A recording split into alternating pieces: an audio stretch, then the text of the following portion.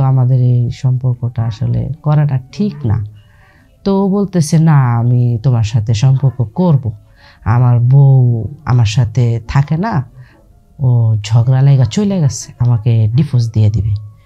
তা আমি বলছি, দেখো তুমি যদি আমার বিয়ে করতে চাও তাহলে তো অবশ্যই তোমার বউর ডিভোর্স করাইতেই হইব, কারণ ডিভোর্স ছাড়া এখনকার দিনে বিয়ে শাদী এগুলা আইনে মানে না। তারপরে এক পর্যায়ে ও বলছে না, ও ডিভোর্স দিয়ে দিবে, আমার সাথে থাকবে না, ও চলে গেছে ওর বাপের বাড়ি, 1 বছর 2 বছর হয়ে যেতেছে, আমার সাথে কোনো যোগাযোগ নেই। তো যাই হোক, আমিও বললাম আচ্ছা ঠিক আছে, যখন যোগাযোগ নাই তাহলে আমি তোমার সাথে আমি তাইলে তুমি যদি ওর ডিভোর্স দিয়ে দাও, আমি তোমার সাথে বিয়ে করব, আমি তোমার সাথে সংসার করব। তখন সে কি করলো, এক পর্যায়ে আমার সাথে যোগাযোগ রাখছে, কথাবার্তা বলতেছে, আর আমি ওরে খরচ আমি নিজে চাকরি করি, ও বেতন পাওয়ার আগ পর্যন্ত আমি ওরে সব খরচ চালাইতেছি। হ্যাঁ, ওর সব খরচ চালাইতেছি। পরে ও কি করলো, আমার মানে আমারটা খাইতেছে, আমার টাকাটা সব করতেছে, আর ওর টাকাগুলো ও বাড়িতে পাঠাইতেছে। হ্যাঁ, এক পর্যায়ে আমি বলছি যে থাক, করুক, ও তো একসময় আমার এই নিয়ে সংসার করবো, আমি এরকম একটা চিন্তা ভাবনায় ছিলাম। একদিন হঠাৎ কইরা ও অসুস্থ হয়ে গেছে। হ্যাঁ, এখন আসসালামু আলাইকুম, আমি সুমি আক্তার। আমার জীবনে একটা সত্যি ঘটনা আছে, সেটা আমি সবার সামনে বলতে চাই, যেটা হয়তো কেউ জানে না। আর এখন আমি সবাইকে জানাইতেও চাই যে আমি একজন প্রবাসী। আমি প্রবাস জীবনে কাটাইছি 5 বছর।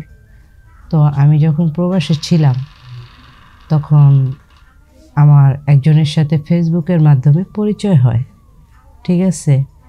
তো একটা ছেলের সাথে আমার পরিচয় হয়।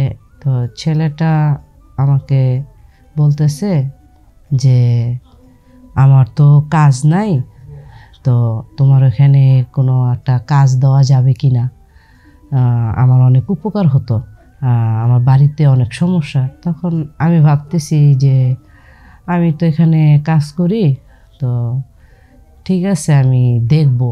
সে যখন আমারই পরিচিত, ফেসবুকেরই বন্ধু, তো আমি বন্ধু হিসাবে তাকে উপকারটা আমি করতে পারি। তো আমি চিন্তা করলাম যে কাজ, বিদেশের বাড়ি, কাজ খুঁজলে কাজ পাওয়া যায়, তো চেষ্টা করে দেখি। তো যাই হোক, আমি চেষ্টা করতেছি আমার যত পরিচিত মানুষজন আছে তাদের সাথে বলতে বলতে এক সময়, আর ওই চেষ্টা করতে করতে এক সময় ওই ছেলেটার সাথেও আমার কথাবার্তা হয়, ডেলি কথা হয়। এক পর্যায়ে কথাবার্তা হইতে হইতে ওর সাথে আমার একটা রিলেশন হয়ে যায়, ঠিক আছে। তো রিলেশন হয়ে যায় বলে তো আমি আরেকটু আগ্রহ করি যে ওরে আমি একটা কাজ খুঁজা যেমনি হোক কাউরে ধরে হইলো ওর একটা কাজ নিয়ে দিব। তো ওকে আমি এরকম ওর সাথে আমার 2-3 মাস এরকম কথা হয়েছে। এক পর্যায়ে আমি একটা কাজের সন্ধান পাই, যে বলতেছে যে একটা কাজ আছে, তুমি যদি ওই ছেলেটাকে কাজ দাও তাহলে ওকে নিয়ে এসে কাজে ইন্টারভিউ দাও, আর তার জন্য ঘুষ দিতে হবে কিছু টাকা। তা আমি বললাম আচ্ছা ঠিক আছে, ঘুষটা তো আসলে কথা না, আমি তাকে নিয়ে আসবো, তো তার চাকরিটা খুবই দরকার, ঘুষ দিতে হবে তাহলে তার চাকরি হবে। আমি বললাম ওকে, সমস্যা নেই, আমি ঘুষ দিব, তাও ওর চাকরিটা দরকার। তো আমি ছেলেটাকে ফোন দিলাম যে তুমি কোথায়, চাকরিটা হয়েছে, তোমার আসতে হবে ইমার্জেন্সি। তো ছেলেটা একটু আমার বাড়ি, আমি যেই জায়গায় কাজ করি ওটা থেকে অনেকটা দূরেই থাকে, তো ওর কাছে নাই টাকা পয়সা, চাকরি নাই। তারপর এখন কি করার, আমি পরে বললাম যে তুমি সমস্যা নাই, তোমার যা কিছু আছে তুমি নিয়ে আসো, আমি তোমার এখানে ব্যবস্থা করে দিতেছি। তো ওকে আমি ওকে আমি বলছি যে তুমি গাড়ি ঠিক করে আসো, আসলে আমি গাড়ি ভাড়া দিয়ে দিব। তো ছেলেটা আসছে আমার কথায়, ওর যা যা জিনিস ছিল ইউজ করতো, কাপড় চোপড় এগুলো নিয়ে আসছে পরে না, আমি ওকে গাড়ি ভাড়া দিছি পরে ওরে আমি কি করলাম, একটা রুম ঠিক করে দিলাম আর কি, যে ছেলেরা থাকে ব্যাচেলার, ওইখানে আমি কথা বলছি, যে চাকরি দিবে ওর সাথে কথা বললে ওই লোকটা যেই রুমে থাকে ওই রুমেই আর কি ওর থাকার ব্যবস্থা করে দিলাম। তো যাই হোক, ওর থাকার ব্যবস্থা করে দিছি আমি। এখন ও চাকরিতে ইন্টারভিউ দিতে গেছে, তা আমি ফোনে খোঁজ খবর নিই, ঠিক আছে। তো খোঁজ খবর নেই, ও ইন্টারভিউ দিয়ে পাশ করছে, হ্যাঁ, যে হ্যাঁ ও পারবে চাকরিটা করতে, ও পারবে, ভালো একটা অ্যামাউন্ট মানে স্যালারি ওটা ওর ধরছে। এখন ওই ঘুষের টাকাটা আর কি দেওয়ার বাকি, যে লোকটার সাথে আমি কথা বলছি ঘুষের টাকা দিতে হবে। এখন ওই লোকটা বলতেছে ঘুষের টাকা দাও। আমি বলছি দেখো রে ভাই, এখনও তার চাকরি জয়েন্টই করে নাই, সে স্যালারি পাবে তারপরে তো না। বলতেছে হ্যাঁ আমরা স্যালারি বুঝি না। আমি দেখো, সে চাকরি জয়েন করছে, ইন্টারভিউ দিছে, সে স্যালারি পাবে তারপরে দিবে, তো সেই লোকটা খুবই কাবজাব করতেছে।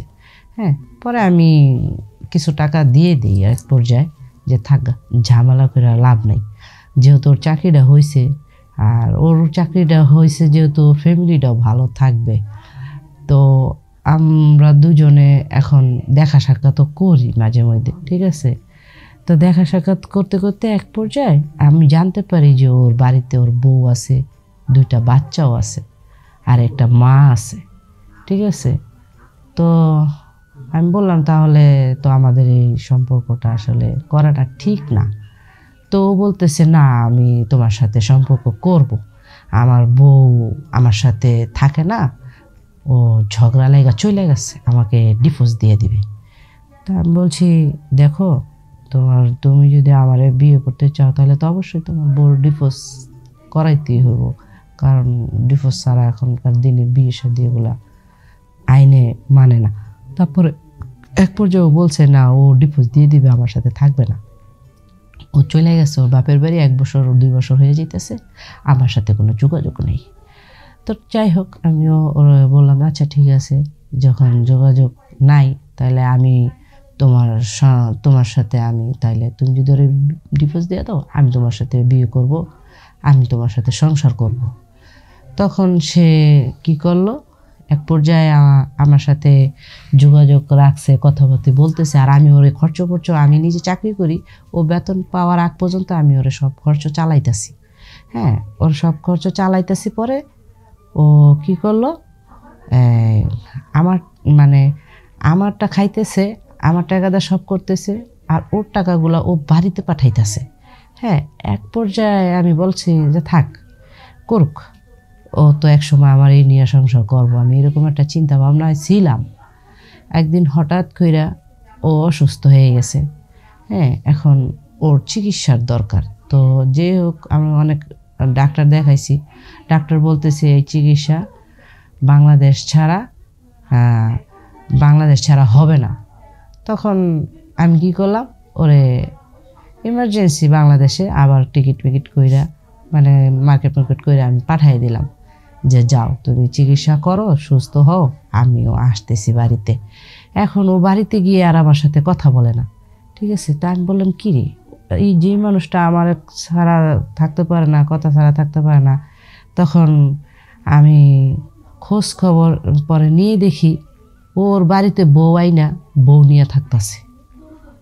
তখন আমার মনে এত একটা কষ্ট পাইছি, যে যার জন্য এত কিছু করলাম, সে আমার রাইখা সেই ওয়াইফ নিয়েই খাইতেছে, তাইলে তুই আমার সাথে কেন এগুলো করলি নাটক, তুই আমার নাই করতি যে তুই ওই ওয়াইফ নিয়ে খাবি। তো যাই হোক, আমি আসলে কি বলবো, বলার ভাষা নাই, যে দুঃখ প্রকাশ করার ভাষা নেই। তারপরও আমি আপনাদের মাঝে আমার এই ব্যথাগুলো শেয়ার করলাম। আর এমন কেউ যদি থাকেন যে আমার এই দুঃখের কথাগুলো শুনে আমাকে কেউ বিয়ে করতে চান, গ্রহণ করতে চান, তাহলে আমার এই ভিডিও শেয়ার অপশনে গিয়ে ক্লিক করবেন। ক্লিক করলে ওখানে আমার হোয়াটসঅ্যাপ নাম্বার, ইমো নাম্বার পেয়ে যাবেন। আমার সাথে সরাসরি যোগাযোগ করতে পারেন, কথা বলতে পারবেন ইনশাআল্লাহ। আসসালামু আলাইকুম।